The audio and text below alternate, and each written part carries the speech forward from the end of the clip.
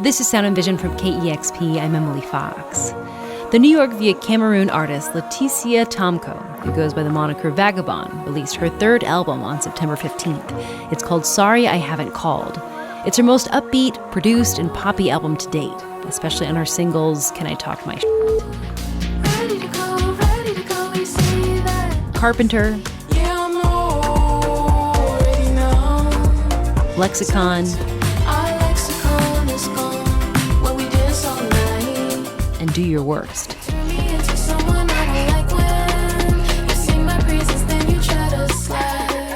She plays with pitch shifting on her voice in her song Passing Me By. You came to me, caught me by surprise.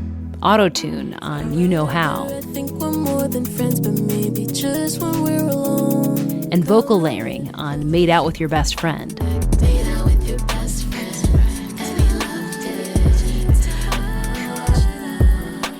On this record, I just wanted to use my voice in a way that felt like an instrument to be played with.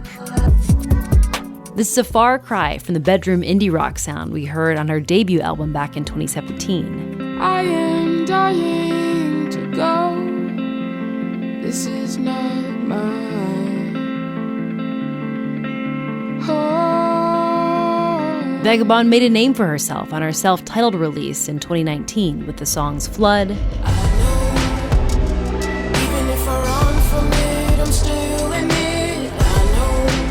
and especially Water Me Down. It really waters me down. That track, Water Me Down, was co-produced by Vagabond's dear friend Eric Littman.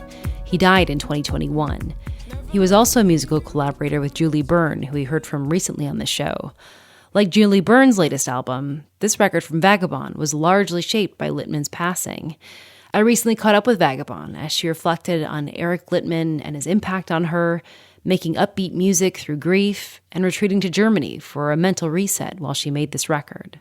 This album, it's a miracle it even exists. It's a miracle I even did it, and let alone to be exploring any kind of lightness or happiness while also exploring deep despair on songs like Anti-F*** or Autobahn or Nothing to Lose.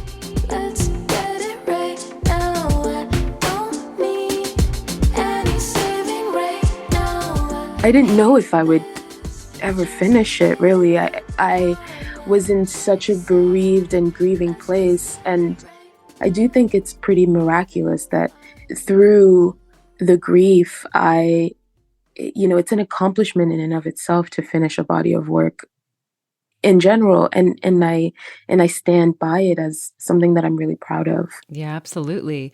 I'm curious if you'd be comfortable just describing Eric as a human and just his impact on music.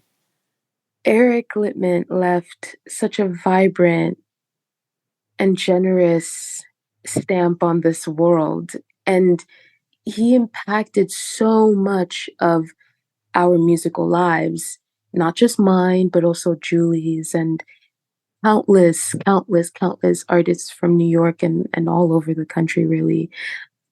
And there's really no one else like him. I mean, his generosity inspired me. He had this true lust for life in a way that made you feel like you needed to live life with as much buoyancy as he did.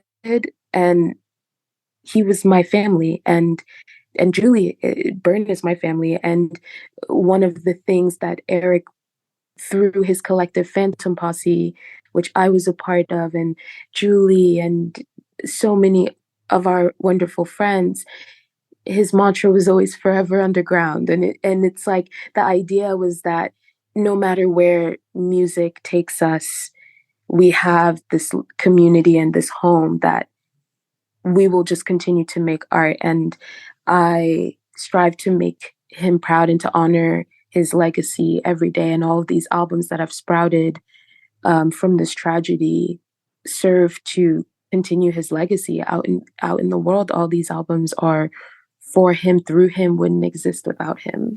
Didn't he also inspire you to self-produce your own records? Yes.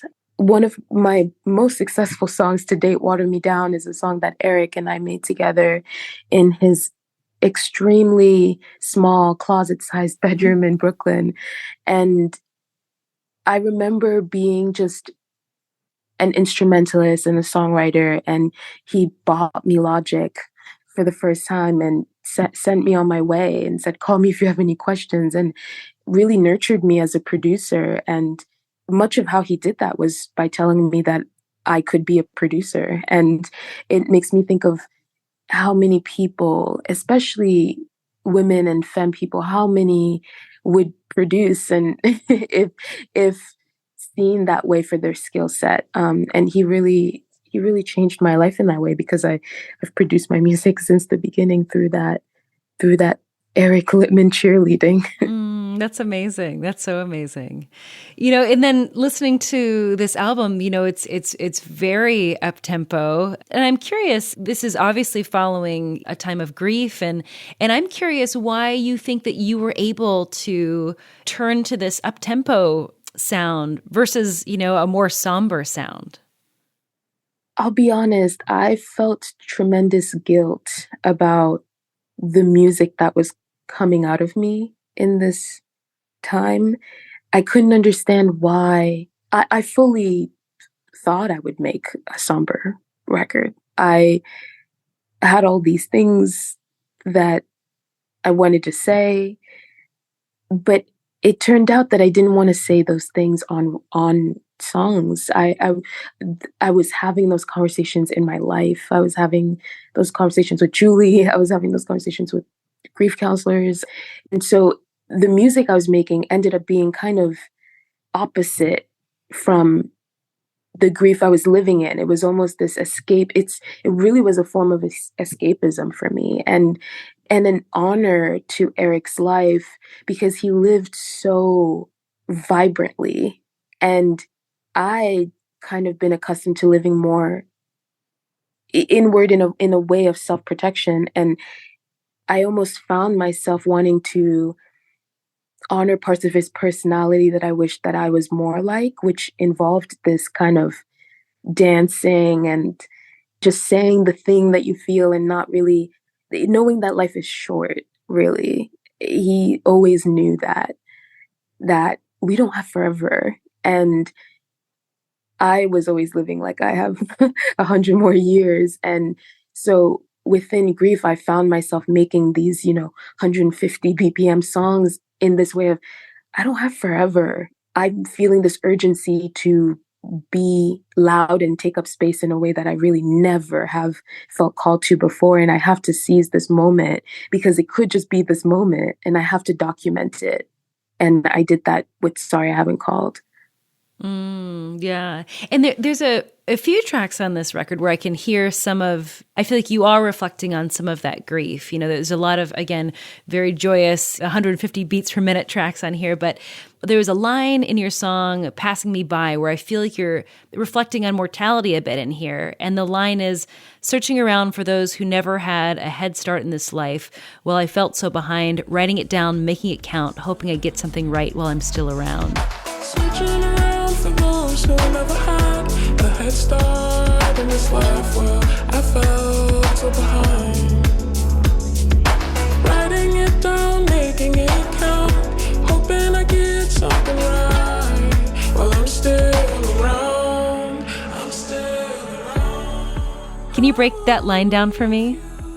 Yeah, that one still makes me, I have chills just hearing it. That's one of the songs that I still feel very moved by, specifically that line, because it's very much a conversation that I would have with Eric about this world. And both of us come from science backgrounds. I studied engineering in school. He was a scientist by day. And one of our main points of connections were that we were scientists and musicians. And I've often looked to him to soothe my my qualms about, will I have enough time before I die to make my life count? And I think people who hurt a lot understand each other deeply. And that line specifically is me writing the most honestly I've ever been on a song,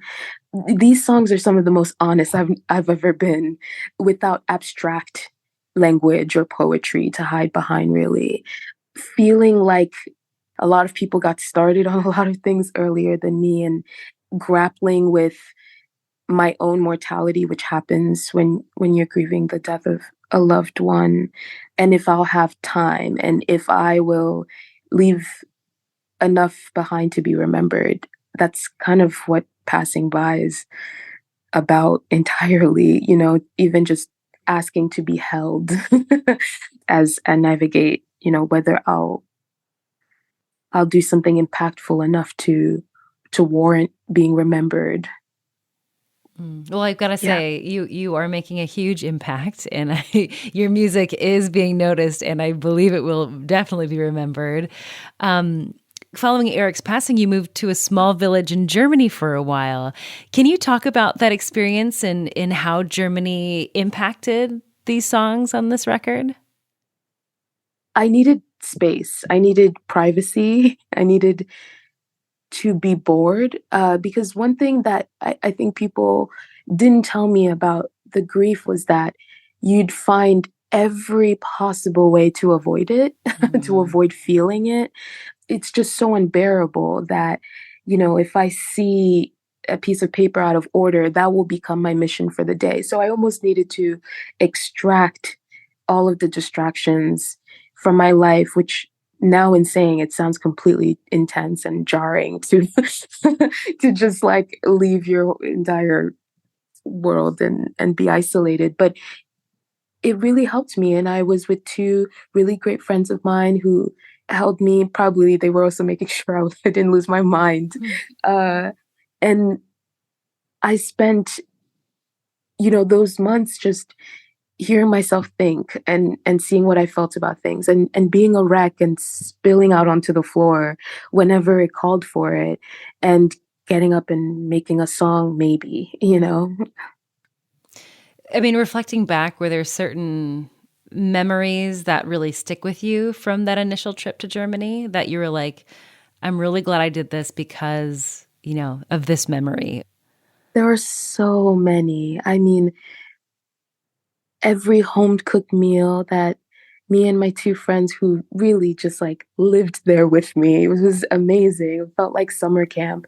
Every home cooked meal that we made, every time we made the table, and it was, it was just the three of us, but we'd make the table beautifully every time. We'd care about the presentation. There was an inflatable hot tub in the backyard, and we'd, after dinner, go in the inflatable hot tub and look at the stars and be under the night sky. I mean, I have endless memories, and I'm someone who likes to dream a lot. And especially when I'm in deep despair, I need to have dreams, or else I feel like I'm dying. And so it almost feels like it isn't me, but my past self knew to create memories that I can keep looking back on, that I could be fond of. And they're just like, so I could write a book of the memories I have from Germany. That sounds wonderful. And I'm so glad you're able to do that. Yeah. So I'm curious, there's so many wonderful tracks on this record, but is there one that really stands out to you that you're particularly fond of, or that has special meaning to you? Yeah.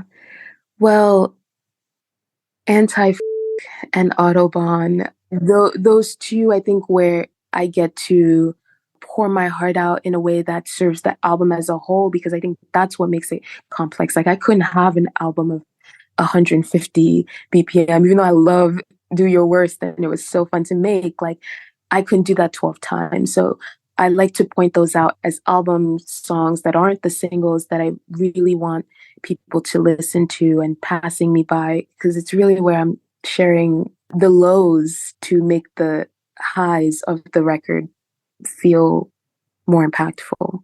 That was my conversation with Vagabon. Her latest album, Sorry I Haven't Called, was released on September 15th. She'll be playing at Madame Lou's in Seattle on Friday, December 8th. Am I wrong to decide the last thing I want is war for us? Am I wrong to decide if you can't stay on the way down?